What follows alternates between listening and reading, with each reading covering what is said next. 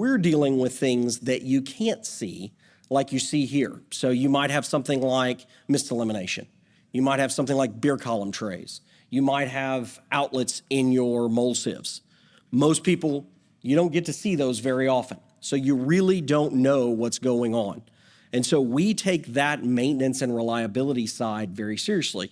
Obviously, when we're doing new construction, we're designing for that expected life. But as we all know, that expected life is never what it really looks like. And so we've cycled it more times than we thought, or we've had unplanned outages that cause damaged equipment. We've had power outages, we've had crashes. There's lots of different things that will cause equipment to fail, and then we get pictures like this. And so when and those of us that have been in industry a long time, I'd love to say these pictures are unique, but they're not. And so if we're not doing the proper maintenance, this is what we see. So we see things like fouling.